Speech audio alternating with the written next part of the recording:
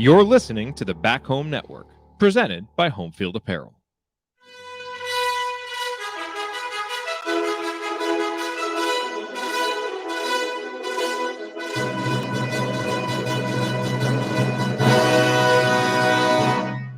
And welcome, Hoosier fans, to another disappointed and pretty concerned episode of the Assembly Call, as today your Indiana Hoosiers fall on the road in East Lansing to Michigan State 76-61 in a game that felt pretty familiar, actually, for a game at Michigan State over the past couple of decades, where Indiana has some stretches where they play okay, make a couple of runs, but ultimately, Michigan State just too strong, and they were able to deliver the decisive blows there in the second half. And Indiana really just seemed like a team that didn't have a whole lot of answers. And then over the final 10 minutes, kind of looked a little bit unhinged, with Mike Woodson going on the court after A.J. Hoggard and Xavier Johnson struggling to keep his composure. We are only 5 halves of basketball from being at the halftime of that Illinois game, where Indiana has weathered foul trouble with Trace Jackson Davis. You're right in the game. We're thinking, hey, we might actually be in the Big Ten race here. And 5 halves later, it feels like a season that is teetering on the brink, and a program that doesn't have a whole lot of answers right now, with everything seeming discombobulated, with players getting suspended, and certainly an offense that just doesn't seem to have a rudder right now, especially on the road. And so this loss drops Indiana to 16-8, 7-7 in conference play. Certainly everything is still there for this team to make the NCAA tournament and do a lot of the things they wanted to do before the season started. But we now have that all too familiar February feeling where the season just seems to be teetering out of control. And somehow, somebody, some way is going to have to steer it back on the road. I'm your host, Jared Morris. I'm here with Ryan Phillips. We're going to break this game down for you here on this edition of the Assembly Call IU Postgame Show. And let's start the way that we start every show. And that is with our banner moment. I think there's really only one place to go here, and that is to the 15:58 mark of the second half, where Race Thompson makes a three-pointer and puts Indiana up 41-40. And I think at that point, everybody's feeling pretty good. Indiana had, they were down in the first half. They battled back to tie it up. Race went out with foul trouble there the final few minutes of the first half, and Michigan State went on a 7-point run. And I think, we were all rightfully concerned about how the team would come out at the start of the second half, given the struggles that they have had. But this new starting lineup, with Trey Galloway, had a decent start at the beginning of the game, had a really good start at the start of the second half to go on that 11-3 run. And Race Thompson, was by far Indiana's best player today.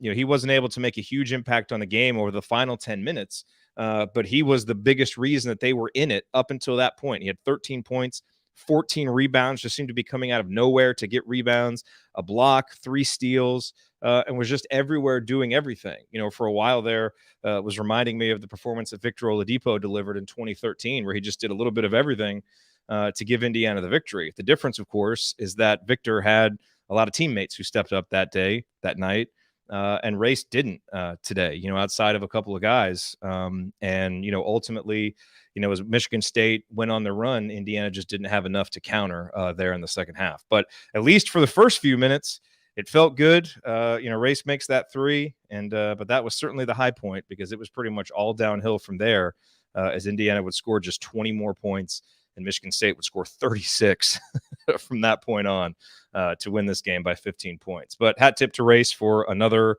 just vintage Race Thompson glue guy game.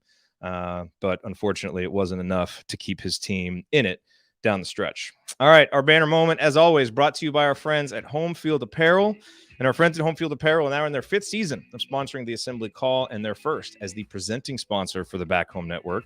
Those of you who were at the Switchyard event saw the debut of our new Back Home Network shirts by Home Field Apparel. I know we only had a few of them to give out, but they do have it up on their website now. I tweeted out the link. I'll tweet it out again here after the show. So go to our Twitter page, twitter.com/assemblycall, and you will find the link for that shirt if you want to get the Back Home Network logo, our Bison logo on a shirt.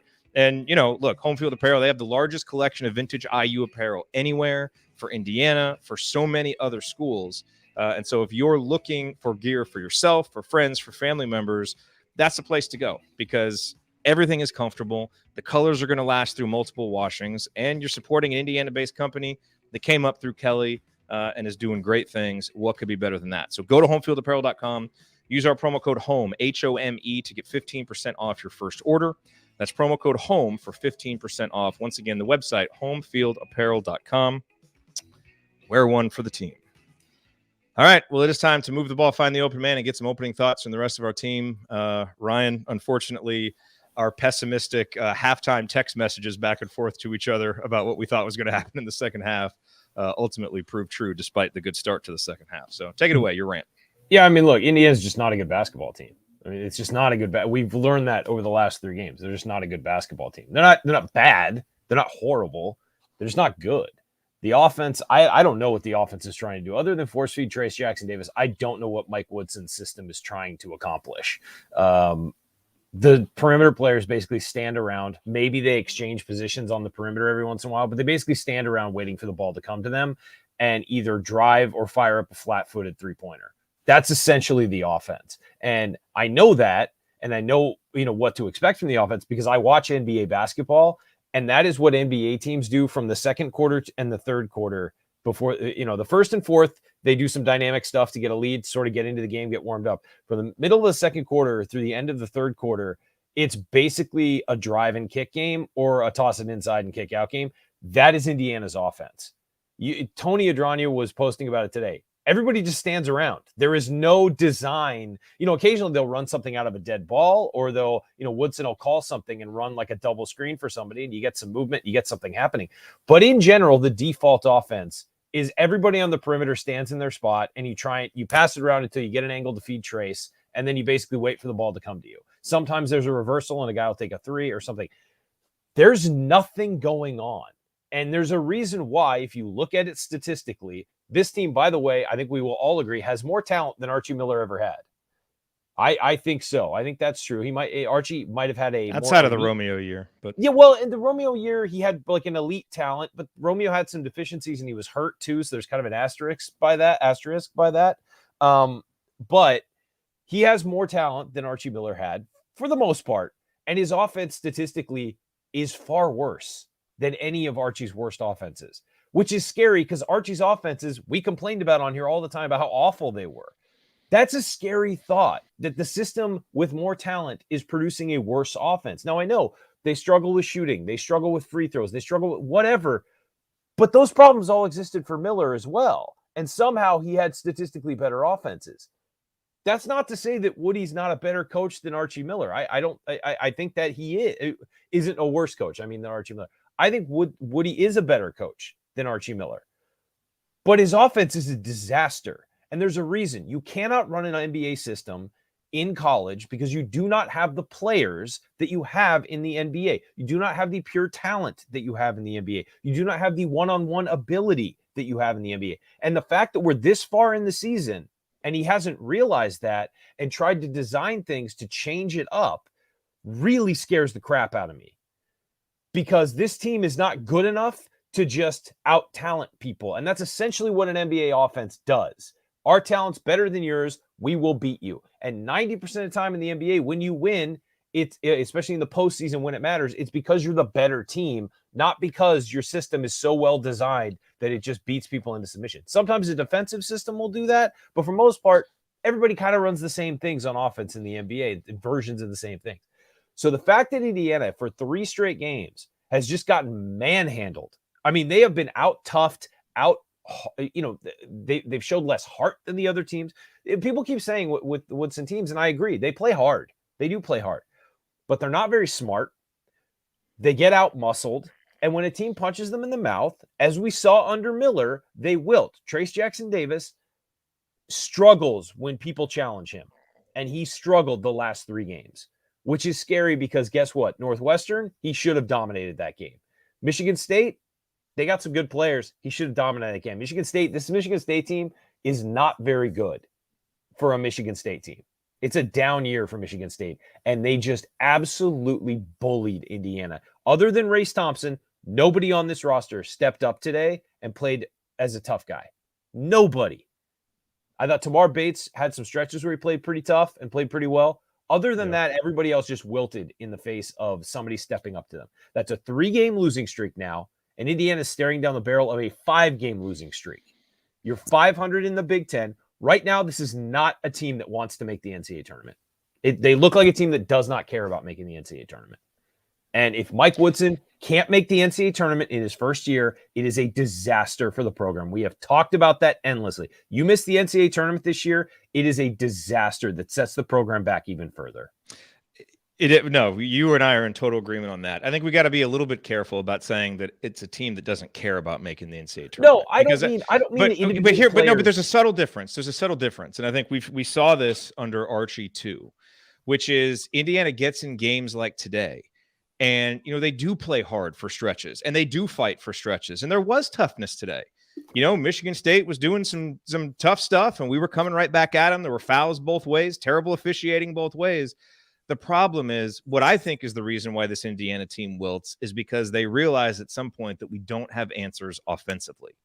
And it's like they get defeated because it's like, we don't know what to do, And so I don't think it's caring. I think it's just, they don't have the answers to actually beat a team like Michigan State, to beat a team like Northwestern, and, I will say with Trace Jackson Davis, I thought he was better in the second half. I thought he came out playing much harder in the second half. I agree. I tweeted at one point in the first half, like, what's wrong with him? He's just not moving up and down the court. He got burned in pick and rolls. He got burned in transition a couple of times. Like if you had told me that he's hurt or his hip is still bothering him, I would have believed it because that's how he was running, but you saw him move in the second half and it was just an attitude thing, a mental thing. And, I think offensively, Ryan, it's becoming clear that building an offense around Trace Jackson Davis on the block in the Big Ten is a losing proposition. This is the third year we've seen it. Trace does things well. When the offense was predicated more on him as a screener and a cutter, things worked a little bit better. But when it was just Trace on the block, try to back guys down, Marcus Bingham is 7 foot and is like 10th in the country in block percentage. Yeah. Julius Marble is like a big, tough guy that Trace isn't just going to be able to move. This isn't Marshall, and so I just think it's every possession that we do that, and Trace was 5 of 13 today, another inefficient day. He's trying to get points down there. But the biggest flaw in our offense is its basic design, which is built around him. He's a really good player, and we're not playing to the stuff that he's the best at. And we don't have any answers or counters or creativity to do something different. And what this year reminds me of, and it's just, I know Rob is hurt right now, but it reminds me of almost like how Rob's career, how like you'd see glimpses and you're like, oh, he's better. And then the next 3 games, you're like, oh, it's the same. And that's what this season feels like. It feels like you beat Purdue, and it felt like, oh my gosh, this is a new day for the program. And then you get destroyed by Michigan, just absolutely destroyed. And then you come back and you win a couple games, and you're like, okay, maybe Michigan was an aberration. And then you get this stretch where it's like, oh no, we're back where nothing has actually improved from last year to this year. The defense is better, from last year to this year. That's pretty much it. But everything else with new players, there are new players. There are guys playing new roles. There are guys who are a year older who should be better. And a lot of these guys are the same as they were last year. They really are. You see subtle, changes, improvements. Like Race Thompson can hit a 3 a little bit more than he did last year. I mean, Race is great. Don't get me wrong. I'm just giving an example of like little improvements here or there. Trey Galloway isn't as out of control as he was last year, but he still can't hit a 3 to save his life. He's, again, like they're different players, same program, different players, different staff, everything, same program, same failings. Can't make free throws to save your life. Can't hit open threes. And there's new players. There's different players and a different staff, and it's the same problems. And I get people saying, well, these are Archie's players. Wait till Woodson gets his players. If Woodson runs this offense with any players he gets, unless he's getting 7 5-stars like Kentucky, I'm sorry, it's not going to be that much better.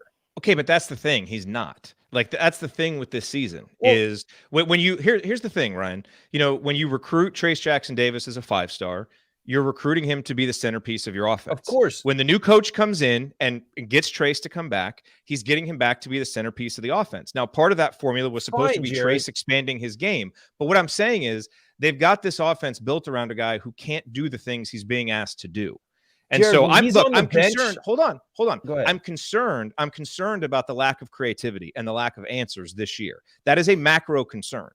But I'm I'm not going to overreact to it because I don't think we'll see an offense like this. I don't think he's going to build an offense around a post player Of course that not. can't really play in the post against good Big Ten defenses. It's sure, a losing but proposition. Just because he's in there doesn't mean that it has to be back to the basket, throw him the ball. He could be out. Right. That's what I'm saying. That's why that lack of creativity is very concerning to me. And the other thing I'll say is when he's on the bench, the offense is still stagnant. You know, there are times they move a little bit more because it's more spread out.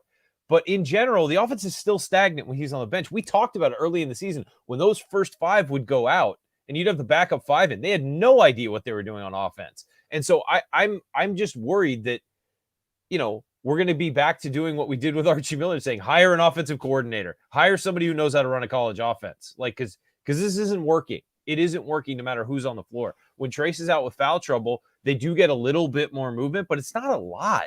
It's not a lot. And you know, you watch Purdue play. Purdue is constantly running something. They're constantly setting screens to get their best players and their shooters offense. They're constantly screening block to block with their big guys to get them, you know, get a mismatch. They're constantly running things. It's not just, you know, like today during the game, they ran a perimeter weave like 3 times, and they're like, oh, there's some movement offensively. It's like, that's all you're getting from movement offensively is a perimeter weave. The thing we yelled about Archie Miller running for 4 years. Like, I mean, you've got to find something else. And at this point of the season, the fact that we're seeing the same things run over and over and over again, and it's clearly not working, that's what's concerning to me in the macro. I mean, there's nothing about this game particularly that's different than the Illinois game. It's different than the Northwestern game. They just got pushed around and bullied and did not play well. And I get the Illinois or the Northwestern game has an asterisk by it because they're missing 5 guys. But still, the problems were the same. They got bullied. They were not tougher than the other team, and they lost. Against Purdue, they were tougher than Purdue. They played smarter than Purdue. They bullied Purdue on their home floor. And so the fact that you completely wilted in the second half against Illinois, had enough talent to beat Northwestern, because Northwestern is not a good basketball team, had enough talent to beat them. I know those guys were exhausted, but that wasn't we got tired late and Northwestern took advantage. They got pushed around in the second half of that game. I mean, it kind of was, though. That is part of the issue late in the game. No, that's why they couldn't come back, but they were already behind. I mean, the fact that Trace couldn't dominate that game is concerning for long term. Are they going to make the tournament? I mean, right now, this team playing the way it is, do you think they make the tournament? Well, of course they're not playing the way they are. And so, I mean, just based on recent history, my optimism is way down. Yeah, but I also, look, I always thought this team was going to go 11-9, and I kind of feared that there would be a stretch like this. And the thing is, now they come home. They play Wisconsin on Tuesday. That just got beat at home by Rutgers. Everyone can beat Wisconsin in the Kohl Center but us. And they come back. That's going to be a winnable game. And they can get the season right back going again if they win that game. You know, so I think we got to be careful. You know, we come in here after these games. We're very raw. The first segment can always be a little bit emotional, you know. And there are valid concerns. Don't get me wrong. There are valid concerns. But, you know, I think there are going to be unique concerns this year because the offense is built around Trace Jackson Davis that may not project forward for Mike Woodson, because I don't think he's ever going to structure a roster this way again. Maybe not. So I agree with you. I'm very concerned about just, you know, like why Parker Stewart played so many minutes today. Didn't make sense to me. You know, why we don't try new things. So I agree with all of that stuff. But I do just want to be careful that we don't jump to conclusions about a coach in his first season when he's feeling guys out, he's feeling the league out, a lot of things, because we expected growing pains from Mike Woodson in his first season. And I'm talking so about I just want to remind us of that. When I talk about, I'm talking about this season and this roster. This roster is too talented. I'm sorry. We can say there's deficiencies. It's too talented to We should be better than this. We should be better than this. Much better. Yes. And that's my concern, is that this roster has enough talent to be comfortably in the NCAA tournament and is a bubble team. And given what's coming up, the schedule does not get easier. And, you know, it's not like this, okay, back end, we've got Nebraska twice. We've got Penn State at home. We've already that home game against Rutgers it's not looking so friendly anymore. They got to go to the barn too. They never play well at the barn. And that narrative is done. We've played well there the last 5 or 6 years. True. But it's always hard to play on the road in the Big Ten. We'll say that. Yes. Yes. But I mean, that's what concerns me is this team. Now, look, I don't know what Mike Woods is going to look like next year. I don't. I'm concerned the fact that he hasn't adjusted as much as he probably should have this year. And I'm concerned with some in-game decisions. Like, again, Parker Stewart, 1 of 9 today, 1 of 7 from 3, and 1 of 6 from the free throw line. Yet you leave him out there for 27 minutes. I mean, clearly the crowd was bothering him. The atmosphere was bothering him. Michigan State was bothering him. Like, he did not look comfortable at all this entire game. Left him out there. Miller Kopp, pretty much an interchangeable piece with Parker Stewart, played 12 minutes. You had another guy to go to if you needed a shooter on the floor. I didn't get that. And guess what? Miller Kopp can make his free throws. At the very least, he can make his free throws.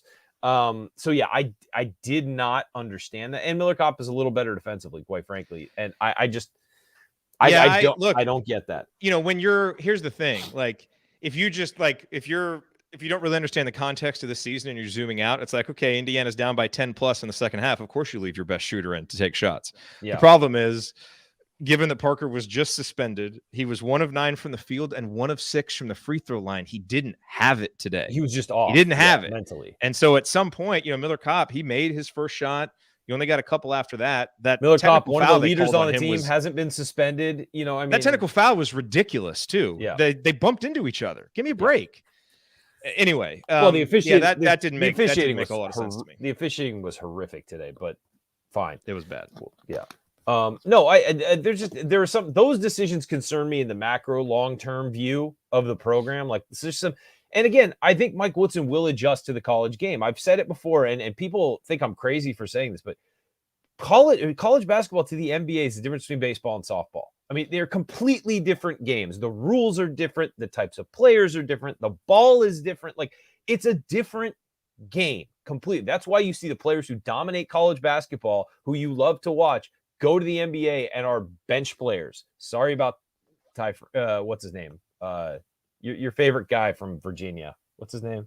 Ty Jerome, baby. Ty Jerome. Ty Jerome. It's what happens, Jared. I'm sorry. The legend, Ty Jerome. He's getting an NBA paycheck. Yeah, but I mean, he's not leading the team. And it's okay. It's because the game is different, and so it was always going to take time for Woodson to like figure that out. I don't love all the things I'm hearing out of the program. But at the same time, it's like it'll take time to figure that out and to adjust. I get that, but this team, there's no doubt that this team should be much better than it is. There is too much talent on this team to be a bubble team or to miss. This team isn't even that far removed from playing much better. Like I said, Agreed. At halftime of the Illinois game, what's happening? Things were really looking up. Yep. I'm telling you, man, we were at that game. I think I texted you in the moment, or I told you about it right afterwards. As they came out of halftime, I was like, what is wrong with them? Yeah. Like something just looked 2 at home weird against a good team. And ever since then, it's all been downhill. So I'm starting to think that maybe my eyes weren't playing tricks on me and something happened. Yeah, something's going on with this team. I don't know what it is. I know the guys got suspended, whatever, but this was before that. Actually, I'm in my parents' guest room, guys. I'm not in the airplane bathroom. If you're listening on the podcast, the comment of the chat so far, Brian asking, is Ryan in an airplane bathroom? No, guys, I'm in a temporary living situation. I'm trying to find the best place to do the podcast, and right now we are going to get him a mic. We are going to get him a mic again at some point. We'll figure it out. There are issues with this team, and the fact that, again, you look at it, you project who's probably going to leave and who's coming back and whatever, and just. We don't know because there are lots of questions with the extra year of eligibility for a lot of guys. But let's just say the guys who have been here the longest and are veterans and kind of seniors leave. I'm not sure you're better next year. I don't know how you get better next year. You need to have a hell of a run in the transfer portal getting a big guy because you don't really have. There's one guy you really need to stay, and it's Race. And you got a chance to be better next year. If Race Thompson stays, they have a chance to be better next year. Hold that thought. Because I'm going to do something that I don't like to do on this show at the beginning of the next segment. I'm going to give you credit for something. Wow. I know. All right, coming up as we continue our breakdown of Indiana's disappointing loss in East Lansing, we'll point out today's meaningful moments you might have missed. I don't know. We'll probably talk about some numbers. And then we'll talk about other lingering questions facing this program. You're listening to the Assembly Call. Stick with us.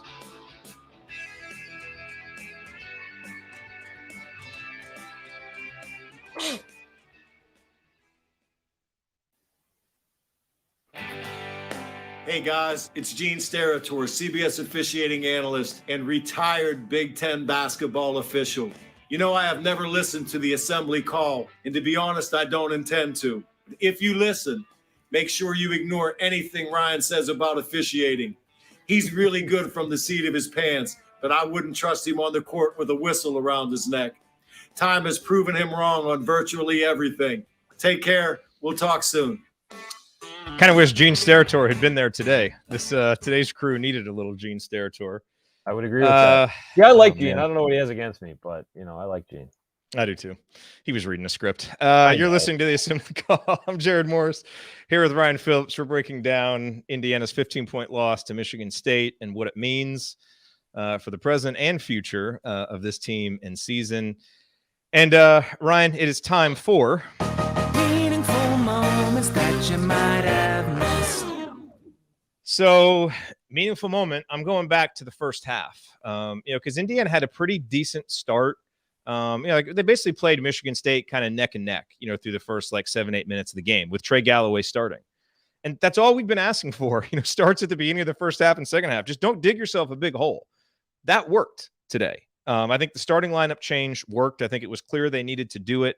So just because they changed the starting lineup and lost by 15 doesn't mean that didn't work. It was a smart decision. It worked. Yeah, that was. But Michigan State, went on a run there in the first half, and it really felt like Indiana was in a danger zone of what happened at the end of the second half happening in the first half and getting away from them big time. So it's 25-17, and Race Thompson just made an incredible defensive play. First, he was out at the elbow, and he stripped, I think, Hauser. Indiana almost got a steal, but Michigan State got it back.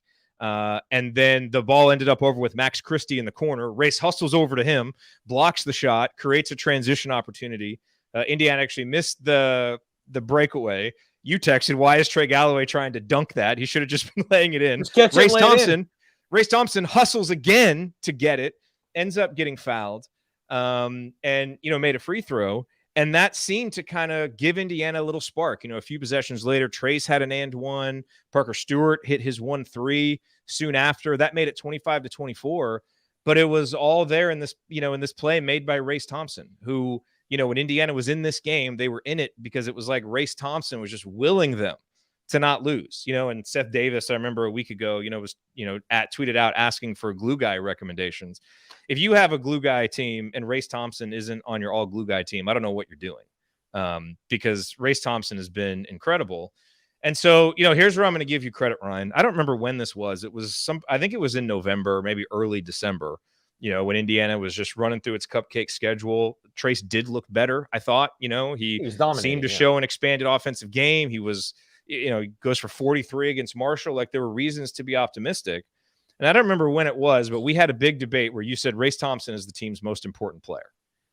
And I was like, no, Trace Jackson Davis is this team's most important player. Let's not overthink this. And I think what has happened as this season has played out is you have been proven correct on that.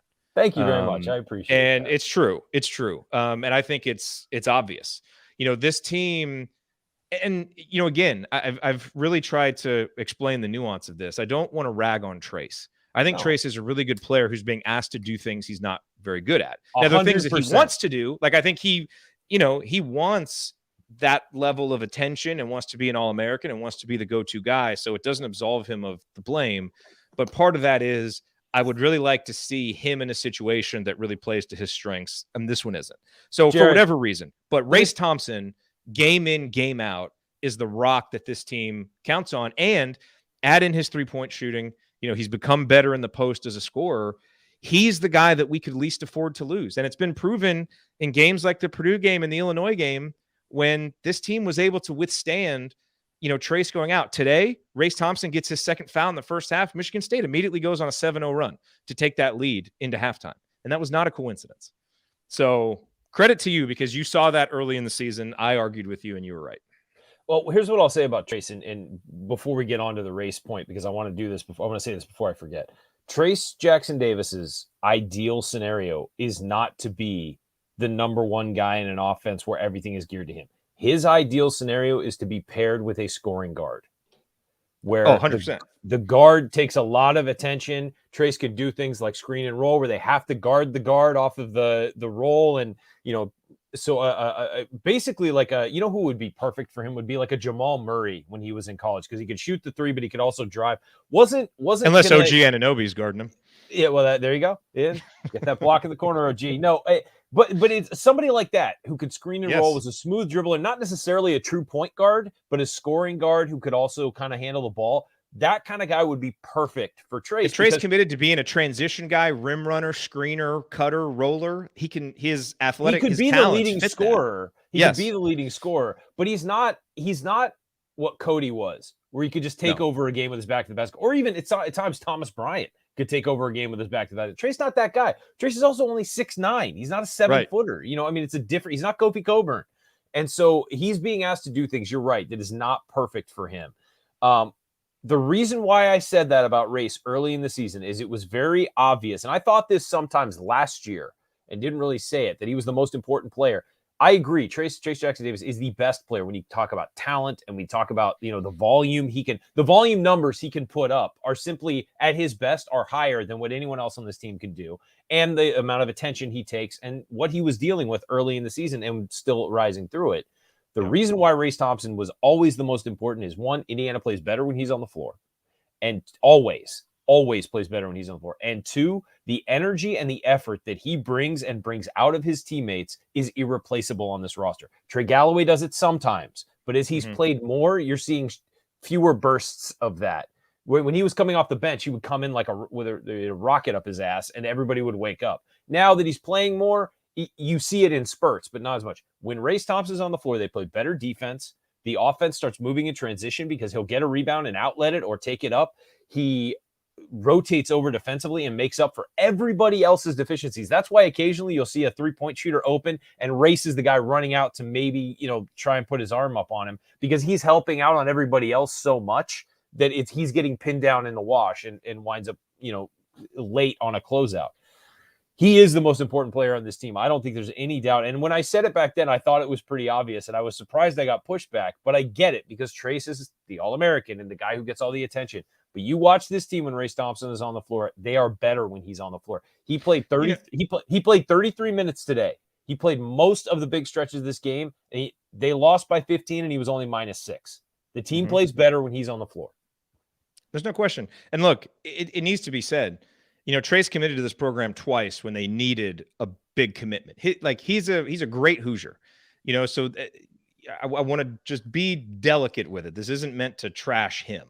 He does a ton for this program, and him committing to Woody is part of the reason why we have this roster that we think is good enough to make the NCAA tournament. This isn't a knock on Trace. Very important. Yeah, it's more admiration for Race and how much better he's gotten, frankly. And I think a full realization now 2 3/4 of the way into Trace's career that this role that he has for Indiana basketball is good for his counting stats, but it's not really the ideal thing for winning basketball games.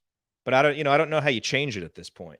Somebody in the chat just said that Trace Jackson Davis paired with Jaden Ivey would have been something. 100%. No, but that's a perfect guy for him. A guy who can get off the bounce and shoot and takes so much pressure off him and expands the floor for him and lets him, play all over the court as opposed to just getting in the post and having his back to the basket. There's more movement for him. He's an athletic guy who can move around. He doesn't really get a chance to do that and hasn't gotten a chance to do that at IU. Yep. The other meaningful moment, Tamar had a little stretch in the first half where he knocked down a couple of big shots. And he actually finished today with 13 points. I thought this was as good as he's looked offensively in a while. You've seen it bubbling. He was energetic. He was vocal. I thought he did a lot of good things today. I did too. And he played 28 minutes. I mean, he was out there a lot. And he should continue to play that much if he's going to play that way with that bounce. I thought defensively he moved well. He made some mistakes, but freshman, you're going to make mistakes. I thought he moved well. He was not the problem defensively. Honestly, I thought Parker Stewart was the biggest problem defensively. And you know what? If you need to eat into some of Parker's minutes when he's having a game like this, Bates and Kopp are the guys to put out there. I think they actually would work well together. I don't know why Kopp only played 12 today. It doesn't make any sense to me. But I would say Bates moved really well. He took his shots confidently, stepped up, hit all of his free throws, which he's done lately. I think that he's going to start because he and Kopp are the go-to free throw guys at this point. I mean, who else do you put out there? Maybe Leal. But if you're looking for free throws, I guess Michael Durr has been pretty good from the free throw line. But yeah. but no, he and Kopp are the guys. And but yeah, I just think that Bates, if this season starts going off the rails the way it is, you got to play him more. You got to start building towards something. If this season really starts going off the rails, you got to build towards something and put him out there and let him start to develop and get better. Yeah, I thought the other moment to me, and I don't really know what to make of this, and I guess I want to learn more about, what happened. Mike Woodson got a technical today. There's that weird moment, where AJ Hogard got booted from the game. From what I can tell, he was just kind of clapping, like clearly kind of clapping to taunt Indiana, but just clapping. And I don't know, maybe he said something. I don't know. Maybe I'm like way too lenient about that stuff, but that certainly didn't seem like something to kick a guy out of the game for. And maybe Mike Woodson was trying to light a fire, but it just seemed weird that he, kind of went after the player. And again, I want to take a little bit more time to think about this before I overreact. But between the way X kind of came unraveled in the second half, there was a feeling, and now, you go back to players getting suspended and just how the Illinois game felt like there's a bit of an unhinged quality about what's going on with IU basketball right now over these last 5 halves. And I don't know, Kenya Hunter gets the technical foul. Like there's weird things going on. It seems it's not the best week for Indiana basketball. Yeah. And we had our event like last week. I thought that was great. But other than that, it's been a rough, week. Yeah. So anyway, I'm throwing that out there. I guess I want to think about it more and maybe see if there's more backstory there. There might be. The whole thing just seemed well, and the whole day, and look, the officiating was brutal today. And I sit out there. I thought it was bad a little bit both ways. I thought it was more bad against Indiana. They're the road team. That's going to happen. I thought there were some calls that honestly Michigan State could complain about as well. I thought Indiana had more to complain about. So just to put that out there.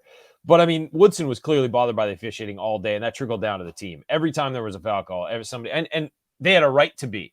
But that's the kind of thing where in the Big Ten, you're going to get that. We know that the officiating is horrendous. Sorry, Gene Steratore, but it is awful, and you cannot react to it. You cannot react to it because it's only going to get worse. And Woodson was clearly flustered by that all day. He got into it. He got a technical foul. Then he ran out on the court and yelled at a player. There is something going on here that is not right. Now, they're going to wind up having another basically week break coming up. They need to reset after the Wisconsin game. After the Wisconsin game, you get a bye week essentially. You need to reset because the Ohio State game got moved. For anybody who didn't hear that, I didn't know it till yesterday. So, I would say they need to recenter this season. I don't care what happens against Wisconsin. Even if you beat Wisconsin, you then have a week to prepare for your next opponent. Essentially, you need to lock in. And let's remember, the Illinois game, and we didn't really talk about this at the time at the event last week because, there's so much going on and everything, but they had a week to prepare for Illinois and got run off their home floor. Like, that's concerning because you knew Illinois doesn't do anything fancy. They throw the ball to Kofi Coburn and they hit threes. That's what they do. You knew exactly what they were going to do. You knew that Trace Jackson Davis has problems against Kofi Coburn's size, and you didn't have any answers. Then you faced damn stuff. Exactly the same thing they always do. The same thing they've done since the entire time Kofi Coburn's been in school. They did.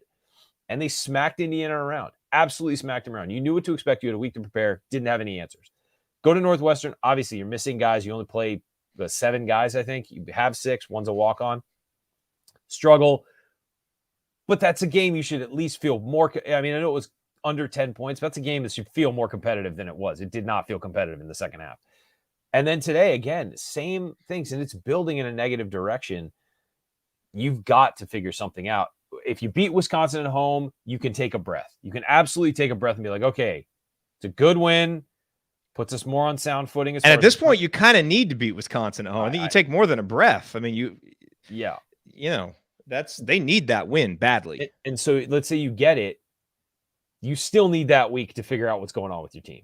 If you lose it, you better start changing things because that'll be 4 losses in a row, 2 of which you definitely should have won. We don't know what's going to happen in the Wisconsin game. And so I just, there needs to be a reckoning here at some point. And again, guys, We're talking about this season. We're not talking about the program as a whole. We're not saying the program is a dumpster fire or anything like that. We're saying this season, because we talked about at the beginning of the year, this season, you have to make the NCAA tournament. Like, you absolutely have to. How do you sell recruits a program that has missed it 5 years in a row? And if you come in and you're Mike Woodson and you're saying things are going to be better, we're going to play a more open offense, a more fun offense. That hasn't happened. We're going to play more with more freedom. That's not working. Like, you pitch all these things, and the thing you're pitching is, I'm going to be, at the very least, I'm going to be better than the last guy. And you end up where the last guy was. That's tough to sell practically, especially when up the road, Purdue is a top 5 team most of the season.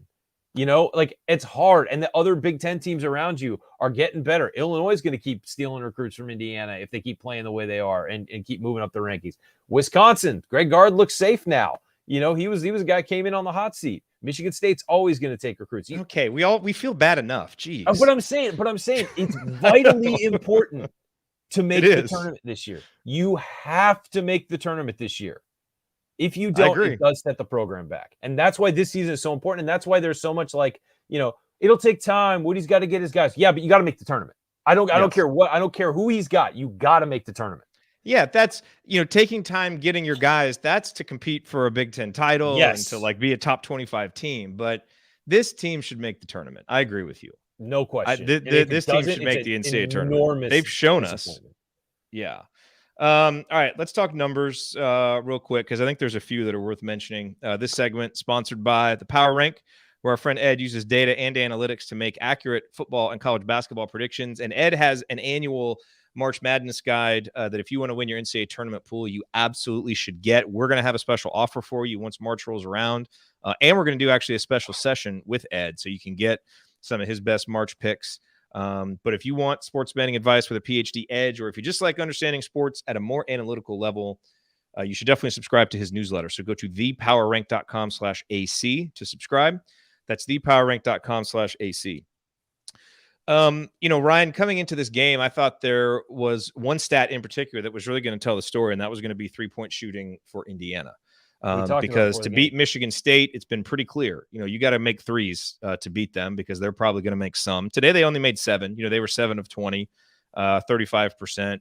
I think coming into the game, you probably would take that. They're a team that has shot 38% on the year, although the 35 is better than they've shot recently. And for Indiana, they started out well. They hit 2 early threes. Then tomorrow, knocked down another one. But in the second half, they couldn't buy one. And so, on the one hand, I'm pleased that they took 21, because I've been hoping to see them take more. But there was also a stretch there in the second half where it was like 4 or 5 straight possessions where the ball never got inside. They were just flat-footed threes that basically had no chance of going in. So we need to take them, but we also need to get better ones. And Indiana goes 5 of 21. And if you had told me that we were going to go 5 for 21 from 3, I would have said we have no chance. We're probably going to lose by 10. I said we had losing by 50. Well, I said before the game, I texted you, said we have to hit at least 8 to win to have a chance. Yeah. I thought the number was 7. Either way, we need more than 5. Yeah. So, now what would have helped is you get to the free throw line 27 times, make more than 59% of them when your opponent makes 89%.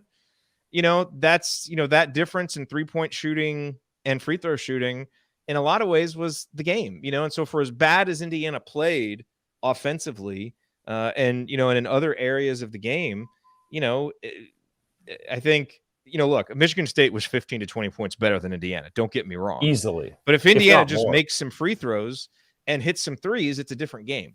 The problem, again, of course, is the quality of shots. Michigan State's threes were higher quality than Indiana's were, and Michigan State is a better free throw shooting team than Indiana is, and so it should surprise nobody that those numbers went as they did. They didn't need to go that badly, but that really shouldn't be a surprise. So to me, those are the 2 most important numbers. And, the other important number I thought was 4 fouls for Xavier Johnson, because I thought Xavier Johnson played pretty well early in the game. He played pretty well at the start of the second half. Got some but when he got those fouls called on him, they are ticky-tack, but some of them are not smart. But Xavier needs to realize that he's a bit of a target. And so you don't have to conspicuously go body up against a guy. You do stuff like that. Sometimes you're going to get the call, even if it is ticky-tack. And so he does bring some of that stuff, on himself. And, I think, look, Michigan State was 15 to 20 points better than Indiana. Don't get me wrong. But if Indiana just makes some free throws and hits some threes, it's a different game. The problem, again, of course, is the quality of shots. Michigan State's threes were higher quality than Indiana's were, and Michigan State is a better free throw shooting team than Indiana is, and so it should surprise nobody that those numbers went as they did. They didn't need to go that badly, but, that and he got a little bit unhinged. And, he had 3 assists in the first 8 minutes of the game. He finished with 4. Indiana he had a needs couple him. of shots early. He finished with 7. He has to play better. Yep. So we've praised X a lot, but something, I don't know. The something. Quality, here's the thing, and here's the thing, and with Rob Finney hurt, obviously this is coming out of necessity to some degree, but we talked about Trey Galloway is not a point guard. He can drive, he can do something. He's a good secondary playmaker. He is not a point guard. And so when you lose X and you have to have Trey Galloway running the point, we love Trey. Trey, what he did at Northwestern, incredible effort and everything. But he's not a point guard. He's not going to create for everybody else the way that Xavier Johnson can. So that's the drop-off, and X has to know that. He has to know just how important he is to this team, especially at this point of the season. Yep. Number from me, 4 of 10 on layups, and Michigan State was 10 of 14. With Trace Jackson Davis, you points in the paint 24, Michigan State 22. You didn't have an advantage there, and that's where Indiana's going to have its advantage because they can't shoot. And then, I thought the free throw stats, as you said, were, they hit 89% of their free throws and shot 28. They got 25 points at the free throw line. It's free points you're giving away. The officials handed them some of those, but at the same time, you got to play to the officials. And from the field, 33.9% from the field as a team. It's not good enough. I mean, you got to take better shots. And also, 0.884 points per possession for the day. I mean, I'm not an advanced stat guy, as all of you know, and I know some of you aren't, but let's just say that's bad. So there you go. Bart had a good comment here when I was talking about X. He said, Jared, you've said this before. He is what he is. Look, bringing X in with his history at Pittsburgh of getting technical fouls and, having issues there, obviously it was always going to be a bit of a roller coaster. And we did, I think, get a little bit comfortable there with that stretch in Big Ten play where he really started to play well. But, that's the thing. We kind of talk about things coming unhinged. You're starting to see it in him, too. And his play is backsliding. He wasn't available against Northwestern. He obviously didn't play well enough against Illinois, and today was really poor. And so if Indiana is going to beat Wisconsin, they've got to get – they got to get a lot of things on track, but they got to get Xavier Johnson back on track somehow. You were going to need him even if Rob Finney was healthy because Rob's offense is so up and down. Yeah. But I saw a lot of people need X to get going now. I saw a lot of people today saying if only we had Rob. I'm like, you don't know that changes anything. Help. It would help. Certainly it would help. But offensively, I would say the offense is stagnant. Oh, we need Rob. What are you talking about? He'd be great defensively. What Rob is going to do is he's going to help you double down on your strength, which is your defense. Yeah. And for sure. Absolutely. I agree with that. One more number that I thought was important was Race Thompson, 14 rebounds is a career high. So yeah, I thought there was a stretch in the second half where he just absolutely owned the glass. Didn't matter if the ball was near him or what, he was going to get it. It was Rodman-like. It was crazy. He was coming out of nowewhere. Yes, this was a rebounding clinic. Yes, and it absolutely swallow him up too. No loose tips or anything. And I gotta say, this to me is the difference between Race and Trace. Trace played 34 minutes. Race played 33. Trace had 5 rebounds. Race had 14. And most of Trace's rebounds were ones that just came right to him. Yep. There were a couple he grabbed. There was one. Yeah, he had one play I think where he kind of came flying in on an offensive rebound and scored. It was more in the second half because he was much more active in the second half. Yes, agreed with that. But Indiana is not going to win games on the road when Trace is not going 100% or given that full energy in the first half. And it just didn't feel like he had it. He got it back in the second half some, but it didn't ultimately make a difference. If this team is going to get out rebounded on the road the way it did today, 39-34, that's relatively close considering how many bad missed shots Indiana had and the fact that Michigan State just doesn't allow offensive rebounds very often. If you're going to get out rebounded that, you got to make a ton of shots because you got to get your opportunities somewhere and you got to make a ton of shots. And they just didn't make shots today. Yep. All right. Let's keep moving forward here. Coming up on the assembly call, we're going to hand out our game balls and Hoosier Hustle Award. But more important than that, we're going to talk about some lingering questions facing this team down the stretch with a huge, huge game coming against Wisconsin. That's next on the assembly call. Stick with us.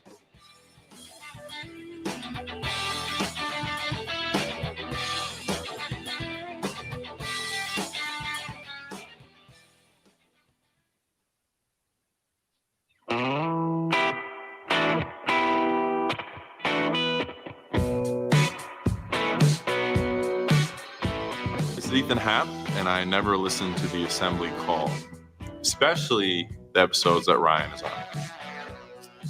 Thanks, Ethan. You're listening to the Assembly Call IU postgame show. Catch us live immediately following every IU basketball game, even the bad ones, plus every Thursday night at our website, assemblycall.com. And make sure that you sign up for our free IU Hoops email newsletter. We're getting close to 10,000 people on that list, so make sure you subscribe. It's join.assemblycall.com. That's join.assemblycall.com. I am Jared Morris. I'm here with Ryan Phillips. I think we've kept things relatively civil today. I even gave Ryan credit. So if you were coming looking for a fight, a really bad loss seems to have brought us together onto common ground, which not sure that those are the terms on which I want to find common ground. But here we are. So it's time for game balls. This will be a very quick segment. Race Thompson wins the game ball. Ryan, would you like to say any other words about Race Thompson? I was always right about Race Thompson since he was in high school. This is exactly what we thought he could be. We thought he could maybe shoot a little bit more, and he's starting to show that a little bit. I wish that skill would have been developed at some point over the last few years, but I digress. Yeah, just a great showing from Race. His 13 points, 14 rebounds. He had a block, 3 steals. -6 was for the starters. I think was Kopp was +1 actually. Didn't play much, but +1. Interesting. Yeah. So yeah, Race, I mean, I thought he was Indiana's best player. I think he's been Indiana's best player for the last few games. There's nothing you run out of things to say about him because every game he brings it. Like few in college basketball, every game he absolutely brings it. And we've seen that from him for years now, and it's painfully obvious that this team would be lost without him. I don't even want to think about that. I really do not. Okay, next up, it is time for The Hoosier Real Hustle Award. Time for the Hoosier Hustle Award, sponsored by our friends at Evansville Security Services, which is based in the hometown of IU legend Calbert Chaney. Evansville Security Services provides off-duty police officers to businesses and individuals throughout Indiana. Remember that prevention cannot be measured, so let Evansville Security Services help you prevent a bad outcome today. Go to evansvillesecurityservices.com to learn more. That's evansvillesecurityservices.com. Maybe we should use them for curfew check. Hire Evansville Security Services. Keep guys. Worth a shot. We can make jokes about it now, right? Yeah, great. I'm happy about it. Yeah, I mean, hey, the way this February is going, jokes may be all we have. So I know. Can't wait for the offseason, Jared. Those shows are going to be a blast with this. The way this is going. Come on, let's be positive here. Hustle Award, certainly you could give it to Race, but we don't like to double up. So I'm going with tomorrow. And look, here's the thing. I thought there was a lot of hustle today, actually. I know I've criticized Trace, I thought, for not running as hard as I'd like to see him run in the first half. I thought he brought it more in the second half. But Trace coming out slowly didn't surprise me at all because he played like 39 minutes against Northwestern. Now, should still be able to get up for a game like this against a ranked opponent, come out stronger. But it's not totally shocking that some of the guys looked a little worn down today, and they have their teammates to blame for that. So, although they came out like they were shot out of cannon. I mean, they played great at the start of the second half. Yes, so. Did. And guys played hard, like Xavier Johnson struggled and came unhinged there, but he was playing hard. Trey Galloway played hard. Again, I think it is much more at times when maybe there's defeated body language or some of that stuff is basketball is hard when you don't have answers offensively. Coaches talked about that a lot. We've talked about that a lot, and so sometimes that kind of frustration manifests itself in like just either you're indecisive and so you're overthinking and not moving as fast, or you're just a little bit frustrated. And I think, when your offense is struggling that badly, I think you have to allow for a little bit of that with college players especially. But I thought in a lot of ways the guys fought through it some today. I don't think they lost today because of effort. I think they lost today because they don't have answers offensively, and that's hard. It's really hard to win on the road. So I want to be clear about that. And so I think there's actually a few different ways that you could go. But, I want to single out Tamar. I thought, I think for a lot of us watching how the team responded today, especially the guys who were suspended, was going to be really interesting. Parker Stewart didn't respond that well. X overall didn't respond that well. We saw a little bit of Michael Durr. We saw a little bit of Christian Lander, not enough to make a judgment, but I thought Tamar responded really well. Yep. We've been seeing the offense start to come, and people are like, you keep picking them to click and all this stuff. It's like, you're starting to see it. You can see his confidence coming back. He just hasn't made shots. And today he made some shots. And Stephen Bardo, who we love to criticize, I thought had a great point. He was like, Tamar Bates is going to be one of the guys that we're talking about next year in the Big Ten as one of the better wings. I think that is a perfectly fair statement. Tamar can be We've been that saying guy. that. Yeah. We've been saying he can that. be that guy, and, if we're looking, okay, what can change the narrative for this team now moving forward? Well, if Tamar Bates is going to start giving you 13 points off the bench, Indiana's going to win some games down the stretch. They're not going to be playing Michigan State in Breslin every game, down the stretch. So if Tamar can be one of the answers offensively, that's really big for this team. And we talked about that as far back as October, that was part of the formula for this team making an NCAA tournament and finishing in the top half of Big Ten play. We haven't seen it in the numbers and the production, but we've started to see it in the action on the court for the last few weeks. And today the action finally resulted in made shots and production. So I give Tamar credit. I thought he really bounced back and did some good things today when he was on the court. I agree. I think it was a positive. We've talked about it. I think that he had a really nice game. I thought he had a really nice bounce to him. And I think this is a guy who needs to take advantage of these next few weeks. Really needs to take advantage of these next few weeks because I think there's playing time to be had. I mean, I don't think Parker Stewart's going to play as much as he did unless he's hitting a bunch of shots. So there's room and spots to make up, move up the depth chart, down the stretch here because they need some offensive punch and he provided it. Yeah. All right. So as we look ahead to the schedule, Indiana plays Wisconsin on Tuesday. That is a very, very important game. Obviously, Indiana played Wisconsin well in the first game, up by 22 at halftime, ended up losing by 5. And Wisconsin is, they're a number 2 seed, or they were before today in some people's brackets, top 10 and a lot of top 25s. They're 36th in KenPom, and they have one of the highest luck ratings in college basketball. And I say that to say this: winning games is what matters. So I'm not trying to take anything away from them for winning games. And I think in part they win games because they have a great player in Johnny Davis. They have a guy in Brad Davison who's been around forever and hate him, as many of us do, for some of the stuff he does on the court. He also makes winning plays. He is, but he also makes winning plays. But what I mean is Wisconsin can be had. They're playing close games. And so if you can make the plays down the stretch against them, as Rutgers beat them by 8 today.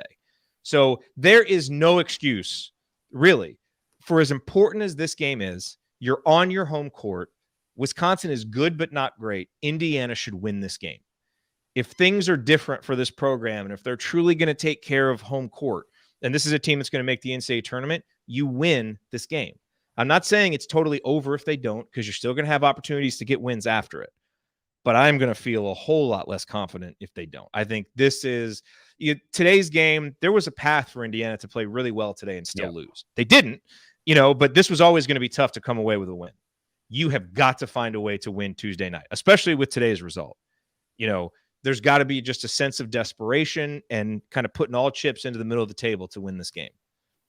Fans have to bring it too. So it's really big. I can't say that I'm fully confident after what I've seen for the last 5 halves. I will talk myself into confidence by the time Tuesday rolls around, but there's plenty of reason to be concerned, but they got to come out and win it. Really. It's just that's the bottom line on this one. There's no, hey, we played well, there's this bright spot. You have to win this basketball game. Hands down.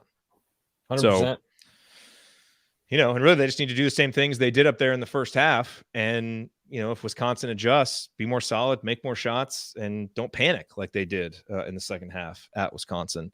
And then the Ohio State game got moved. Ohio State and Iowa had to make up a game. They're making up the game on Saturday. That game got pushed to Monday. So Indiana's going to be off from Tuesday to Monday.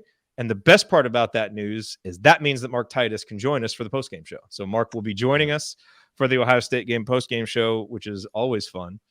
And that's going to be a tough one because it's at Ohio State. It's another opportunity to get a win. But again, you got to take care of your home game against Wisconsin. That game is now huge.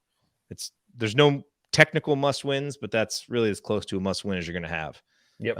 For this Especially team with at this what's at this remaining point on the in season. schedule. You know, Yeah. I mean, So let's be real, Jared. Wait, I mean, it's worth noting this. You got hammered by Michigan. Then you came out and you beat Penn State, did what you had to do against Penn State, won by 17 at home. You went on the road and won by 13 at Maryland. You were 16-5 and 7-4 in the Big Ten with a huge opportunity on your home floor against Illinois. The season could have go one of two ways at that point. You beat Illinois, you're looking like, hey, we have a shot at a Big Ten title here. If we just keep that's what we playing this way. said. Like, we're in reach of a Big Ten title. And they've lost 3 in a row and not looked good in any of them. You know, and so you go from 16-5, 7-4 to 16-8, 7-7. If you lose to Wisconsin and Ohio State, you're 7-9 in the Big Ten and 16-10 overall. And that's 5 losses in a row. And you have 2 sub-100 games coming up after that you might win, Maryland and Minnesota, but who knows where this team is at if they lose 5 in a row. You know, when we talk about what a big deal this stretch is and what a big deal the previous stretch has been, the last 3 games, and you say, oh, well, they lost to this one because Illinois is really good and Michigan State's great on its home floor and Northwestern, they're missing 5. You got to find a way to win some of these games. Everybody's got adversity. Everybody faces adversity, especially in the Big Ten. You have to find a way to win the games. I don't care how you do it. I don't care the Purdue game, let's be real, it looked like at the end they were going to lose. Then Rob Finney hits a shot out of nowhere. You won the game. That's all that matters. You know, yes. the last 8 minutes of that game, you go back and watch it, it did not look good for Indiana. But you made the shot, you won the game. Who cares? Forget the bad stuff. Yep. But you have to find a way to win some of these games. And they're not doing it. And they don't do the little things the teams that win games do. And so that has to turn around right now. There has to be urgency, or else you're going to be stuck trying to win games in the Big Ten tournament to get into the tournament. And let's be real, that's never been a good thing for this program. Not a great recipe. No, this is not a great recipe. In the first matchup against Wisconsin, Trace Jackson Davis had 9 points and 6 rebounds. He's going to have to be better. And this is a Wisconsin team that is just let me pull up their numbers real quick. In conference play, they are 9th in the conference in 2-point field goal percentage defense, and they are dead last in block percentage. So that, this Wisconsin team, now they're, rock solid on defense like they always are. And sometimes Trace, will have trouble with that. But this is not like Kofi Coburn. This is not like Marcus Bingham and Julius Marble.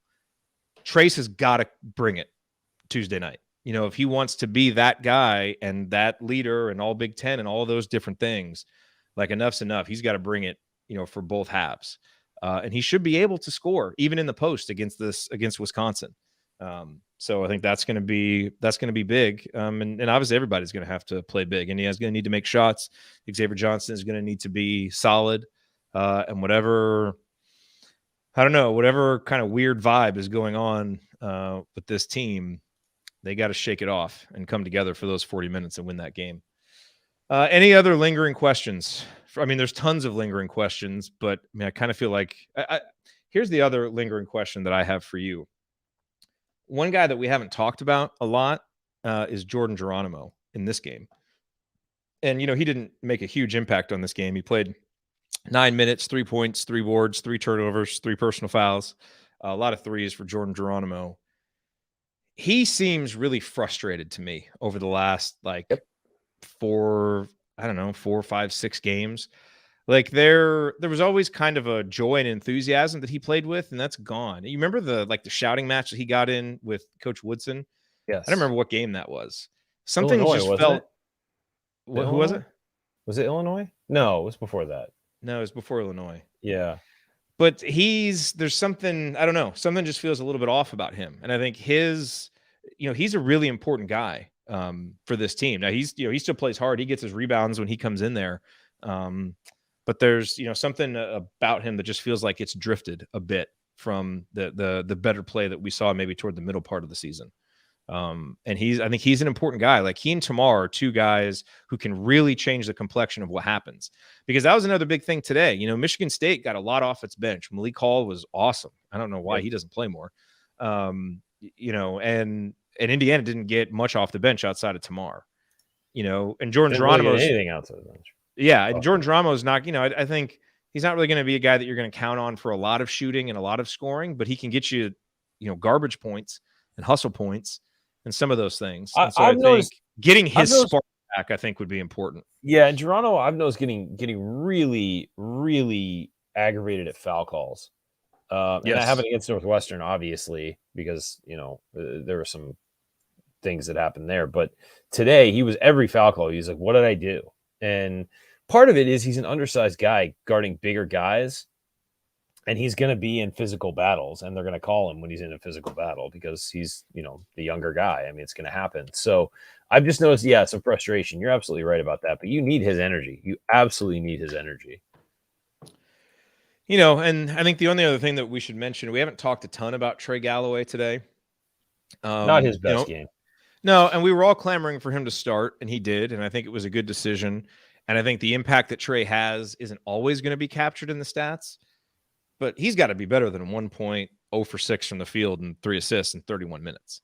He did some good things on defense. He's going to give you the Trey Galloway stuff that he always does, 0 for 3 from downtown. But it was largely an empty 31 minutes. I mean, as he steps into a more prominent role, his contributions aren't bonuses anymore. If he's going to be a starter, he's going to have to produce in those minutes. So, I think it's fair to still be a little bit patient with him as he's a young guy coming on, stepping into a new role in a tough environment. But you're going to need more production. I mean, you can't, we've come on here and criticized Parker Stewart and Miller Kopp when they've struggled to produce. And Trey in his first game as a starter wasn't really able to produce. I absolutely would keep him in the starting lineup. I think you have to split Parker and Miller Kopp up. Just the lineups just work better. But you're going to have to get more production from Trey. And so hopefully with another game under his belt, being back home against Wisconsin, I think you'll see a better game from him. But he struggled today. Yeah. All right. Is there anything else that we need to talk about? Ken Palm updated. Do you want to know? I looked. You can tell him if you want to. Adjusted offensive efficiency is all I care about. 112th now. Archie Miller's 4 seasons. We've been talking about comparing the offenses. Archie was 92nd in 2018, 82nd in 2019, 65th in 2020, and 70th in 2021. So Woodson's offense in his first year is 20 spots lower than Archie's worst in his 4 years at Indiana. That's rough because we hated Archie's offense. I mean, we complained about it all the time. And so when we're talking about a stagnant offense that isn't doing much, we're not just flapping our gums, guys. It's really bad, like really, really bad. And I think they're 12th in the Big Ten in offensive efficiency, which not good, not good. Number not one in good. defense, but you can't win if you can't score. So tempo, we're 9th, and that was supposed to be a big thing this year, was to get more tempo. So, you and Coach love to come on here and just toss out all your praise for Purdue and how wonderful Purdue is. Our offense is still ranked higher than their defense. So we got that going for us. That's not bad. It's good. Now, that Painter offense is number 1, but just want to throw that out there. By the way, I just saw on Twitter, Xavier Johnson tweeted RIP Grandpa with a broken heart emoji. Oh, no. So that is obviously sad news. And sad news.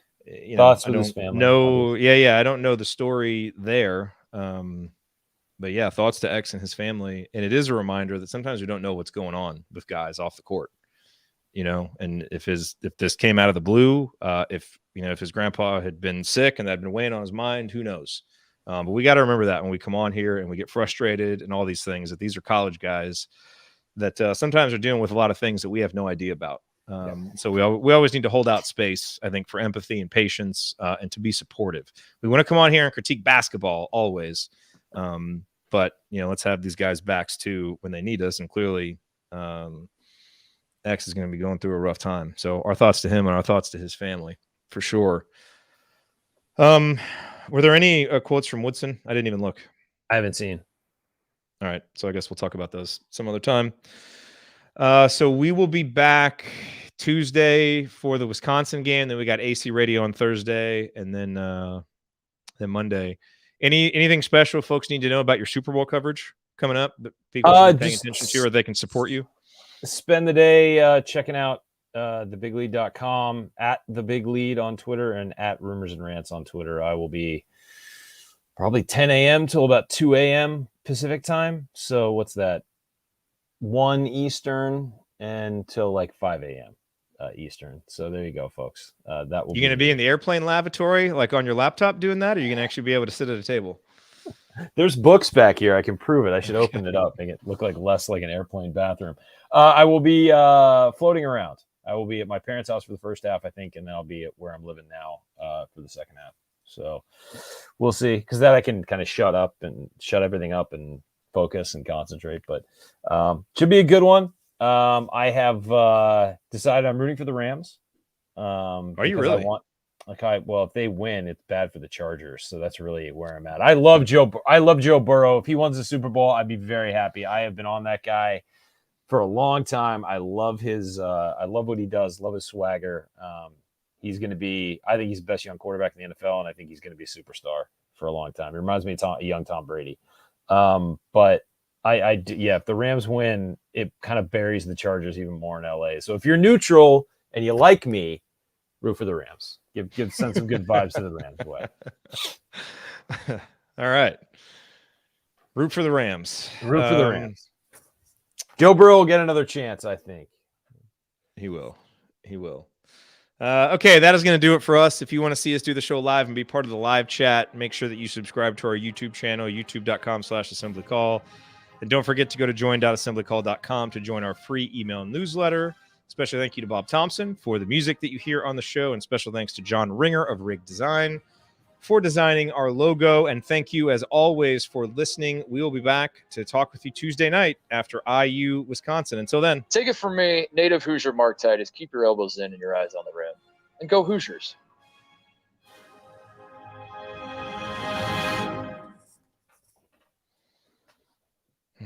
Thank you. Thanks for coming out. So it's all about shooting. it is all about shooting. It is all about shooting.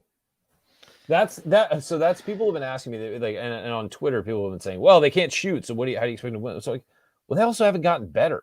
I mean, we have guys who can make shots. Yeah. Like our percentage is actually better. We're just not taking enough. And here's the thing is that, like, people have been saying, well, Woods is only working for him for 3/4 of a season. It's like, no, he was on campus in April. Like, I mean, they've had time to develop guys and make them better. They haven't. Sure, it's early. It's certainly early. Again, we're talking about this season. We're not talking about the program as a whole. That's what we do our Thursday night show. We talk about the issues with the program as a whole. But it is concerning that a lot of these guys haven't gotten better at free throws. They haven't gotten better at three-point shooting. They haven't gotten better at a lot. I mean, who's gotten markedly better from last year? I mean, you see Xavier Johnson. I think he's gotten better in season. Certainly, Race has, but Race was always pretty damn good. They just didn't let him do a lot of things. You know what I mean? Like, I do think he's gotten better, certainly. But it's incremental. You haven't seen, there's been nobody, the light bulb hasn't gone on for anybody where they're just like, way better. There's nobody that stepped up and surprised us this year. I think Geronimo has been largely a ball of energy like he used to be. He's just getting more opportunities this year. I don't know. I look at this and I don't see any big improvements. Galloway's better, but he's just not making the same mistakes he made last year. He's reined those in a little bit, but you still see it sometimes. He's not hitting shots, that was the thing that needed to improve for him. He always had the energy and he always had the ability to drive. He's a little more disciplined defensively, but Trey Galloway's shooting is the biggest swing skill for this program over the next 100%.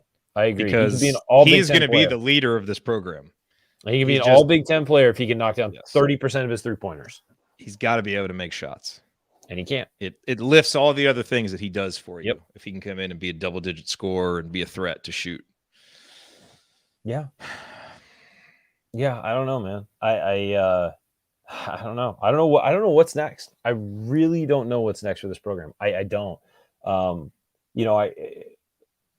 Could Woody we got to, Woody was never going to exercise all the demons, so I think of course not. We do need to be fair in the criticism. Sure. And you can't always just say, like, wait for the guy to get his own guys. We probably erred too much on the side of that with Archie, I would say. Yes, I would because agree. There were red flags early.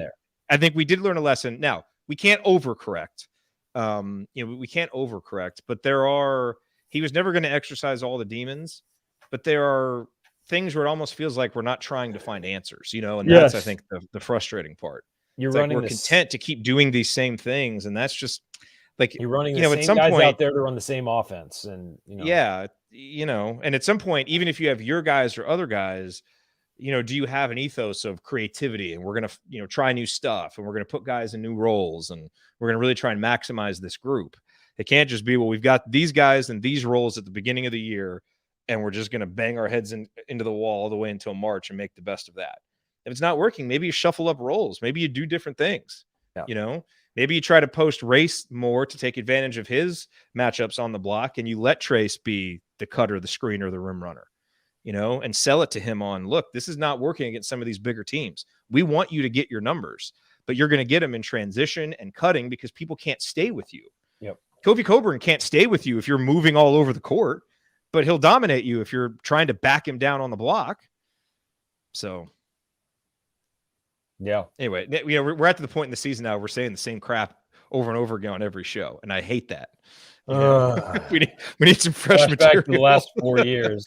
There were literally guys, and you don't know this because you don't hear us before we come on air. There were literally times during Archie's tenure where it'd be Jared and Andy would be on, and I pop on and be like, "Can we just run last week's show?" Because it's the exact same, we'll just, and then just occasionally do a voiceover like, "Yeah, they should have beat Michigan." Because it was just a different team with the exact same result and the exact same. This week could be we're not quite there yet. This is 3 games. No, it's 3 games, and they've got a huge opportunity against Wisconsin. So, we've gone down the rabbit hole of this frustrating loss, and that's fine. This is what we do. They can turn everything back around with a win against Wisconsin. Really, it's a huge opportunity. Well, it's actually a necessity now, but they've got to figure out a way on Tuesday. Have to. All right. Well, let's get out of here. Talk Wisconsin on Tuesday. Yeah, I think that I will be on that show. I'm still, again, trying to figure out life, where everything. So we gotta get you a mic, man. Yeah, the problem with the mics is the mics. I have a mic. I just don't have a stand or anywhere to put it. You know what I mean? You don't have a desk to attach the boom arm to. You mean? We're we could get you a desktop tripod. That might help. Okay. Yeah, maybe that's what we need to do. But this is all technical, and we're really entertaining these people. No, it's we need to give people answers because your audio isn't as good, and your rants. This is prime rant season. I want crystal clear audio. Okay. Is it bad? I don't even know. Is it? Or it's is not it just bad. It's not bad. It's just not good. Right. So it's like. Yeah. No, I know. I'm using a computer audio. It sucks. But yeah, we need to do something. But I don't have a desk to work at right now. I can't bring one to the place I'm at because the room is too small. So and then the ones at my parents' house just aren't conducive to it. I tried every single one to try and fit it, and it's not going to work. So we're trying to figure stuff out. Maybe we'll just hire someone to stand over you. Yeah, with a boom mic. Yeah. I got my dad. Can we kick him a little salary and just will he stand there for an hour and 15 minutes? Your mom's just feeding him bites of delicious food to give him energy. All right. On that note, let's get on with our Saturdays. Saturday, right? Yeah, Saturday. Yeah, it's still Saturday. This was a long one, but it's still Saturday. All right, everybody. Thanks for being with us. We will see you all later. See you Tuesday. See you, man.